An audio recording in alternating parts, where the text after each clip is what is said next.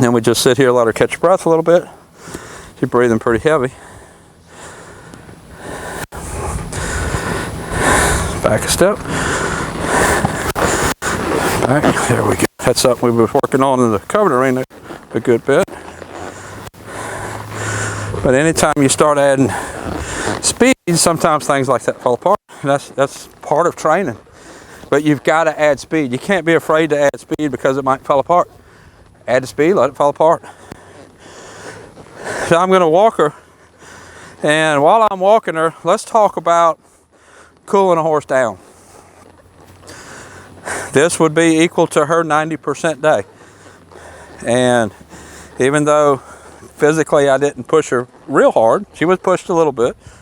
She's breathing heavy a little bit. It's hot out here. It's probably 11:30. I bet it's temperatures in the upper 90s, I bet. I think we're supposed to have a high of 101. But it's hot out here. I bet the heat index is over 100 now. So how do I decide when a horse is cool? In this weather here, I assume it's probably 95 degrees with heat index of probably 105 right now. You can't walk until the horse is cool because they sweat just standing here. But I can feel her breathing. I can feel her lungs going in and out. And you can probably see her nose flaring. What I look for, they don't necessarily have to bring their respirations completely down to normal. It's okay if they're up some, but I don't want them breathing heavy like they're gasping for air, kind of like she is right now. I wouldn't get off of her right now. We're going to walk until her respirations are not hard. By hard, I mean trying to bring in a lot of air. Respiration rate a little bit up is okay in this kind of weather, this kind of situation, as long as they're not trying to bring in a whole lot of air, if that makes any difference. There is no way that her respiration rate is going to come back to normal without standing still to give it a chance to. Even just walking, the respiration rate's going to come up. It's still up. She's breathing a little heavy. We're going to walk some more. Most of the time, I do this after we finish video and then we just cut it out. But I think it's something that everybody needs to be aware of. And a different part of the country, it might be a little bit different. In my environment, what is cool here is probably going to look like a horse that's breathing and needed to be walked in North Dakota. The horse is just, that's how they are. That's how they are, because of our environment. It's hot. The whole point is, as long as they are trying to bring in a lot of oxygen, then their organs in their body, their muscles and everything is saying it needs oxygen. But when the depth that they're inhaling goes down, the amount of oxygen that they're trying to bring in goes down, the heart rate goes down, because I can feel that sitting on the side, sitting here, then I can go ahead and take them in and pull the saddle off. I mean, the respiration rate is not going to go down to normal until I get the saddle off. And this is what I'm talking about here. Her respiration rate is still up some, but she's not pulling in a whole lot of air. Let's walk one more circle. And see, she's brighter in her eyes. I put a leg on her to walk off. She kind of turned around and looked. She's brighter. That's another indication that I look for. If she's hot, like when I first stopped her over there by that post, and she's trying to bring in a lot of air, her eyes are going to be a little bit dull, and she's not going to turn around and respond to me in the same way that she does when her respiration's down and she's not trying to bring in air.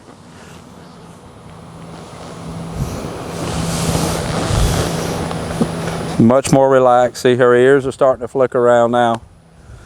Still, her rate is up, but she's not trying to suck in a lot of oxygen. This is the point where I would step down off of her. Now, you in South Dakota or North Dakota or Maine or something, this might still be too hot to get off of. My part of the country, their respiration is not going to come down much from here until I get the saddle off of her and get her out of the sun. So this is Gigi. Most of her videos I'll have on Patreon. If you'll pull up Patreon and then search Tim Anderson Horse Training, that's where most of her training videos are. Until next time, thank you for watching.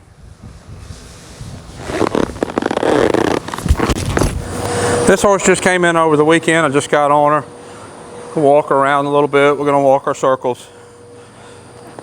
She's a young horse, got 90 days under saddle. Somebody else started her, and she is here for me to finish her out as a reining horse. So we'll have a good bit of time with her and have quite a few videos, and you'll see how she will progress in her reining training. She's a cool gun, which is gunner bred.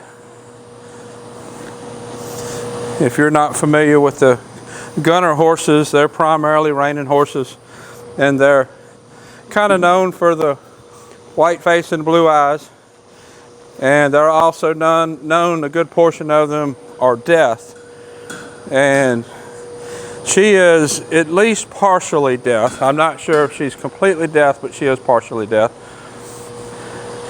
Which, let's go into a left circle and let's talk about building this into a spin. Whether you're working a horse to be a reining horse, you're developing the spin for your ranch riding pattern, maybe your body control for ranch trail, body control for turn on the haunches, it's all very similar. I'm going to do a couple of circles. I want to get her mind on staying in this circle. A lot of people get stuck. They get the one step around and they don't ask the horse to build any more of that. They stick with that one step around. They don't ask the horse to go any faster. So the spin never develops past that.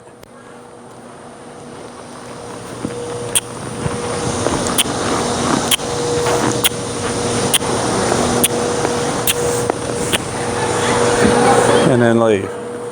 I need to work on her face getting softer and staying softer. That's something that we'll be working on. I need that before I can get more speed. I just got on Gigi here. I am riding with a German martingale. You don't see me use martingales very much. You don't see me use training gadgets very much. This is about the only thing that I will use. Everything has a place. You are a trainer every time you ride your horse. So you say, well, I don't train horses for the public. Every time you ride your horse, you are a trainer.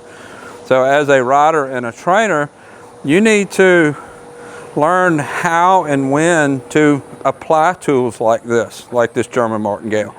It will do a lot for getting her head down and in.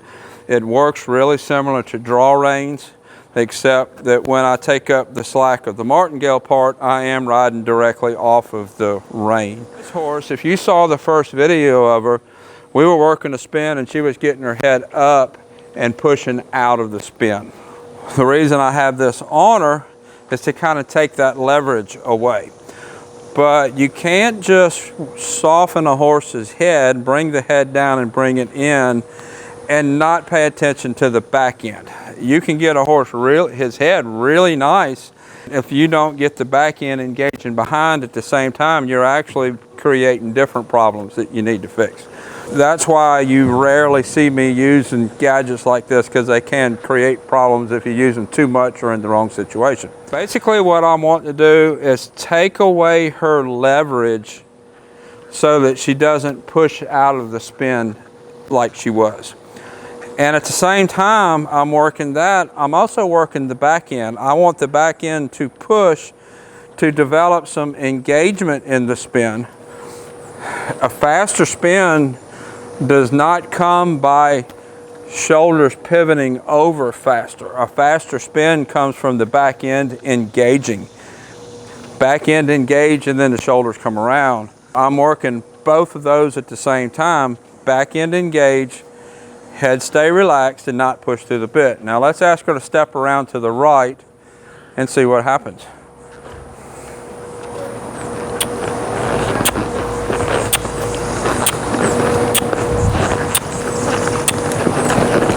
There we go. A couple of fast steps, we're going to walk off. Not real happy with what the back end is doing.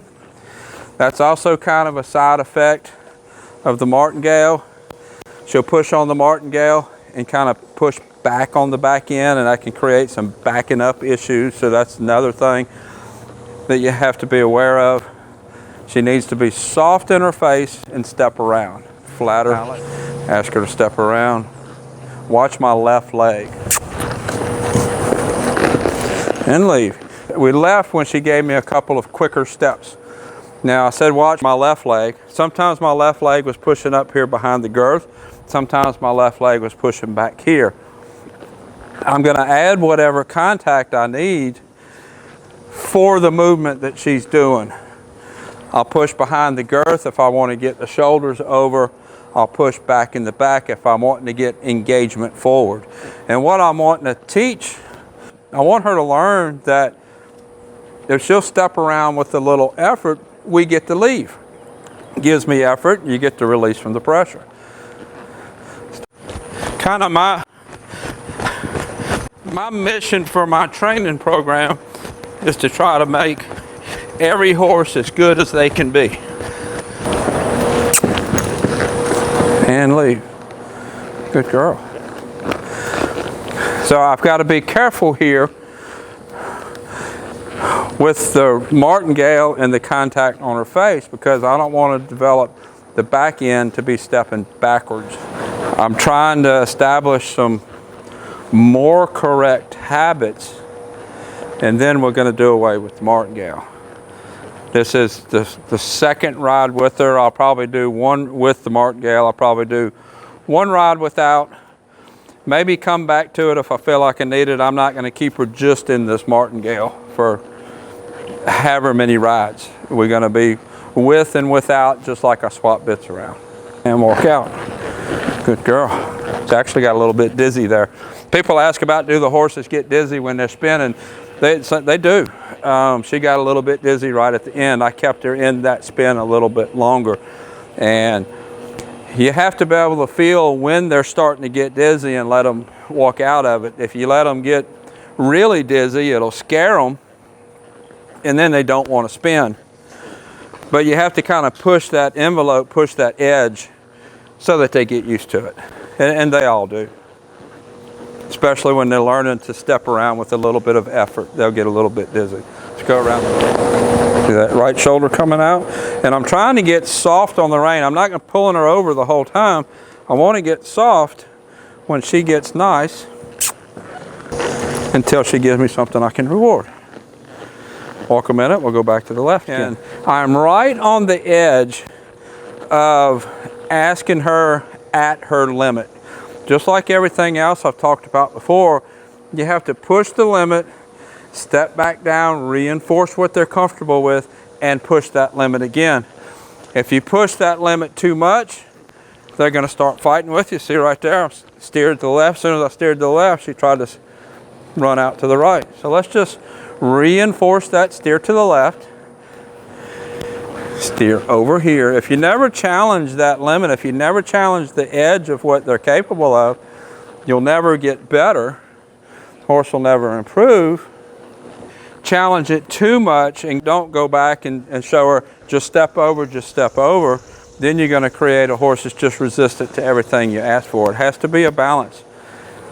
And as a rider and trainer, you have to know where that level is. There we go. That was nice. Whoa.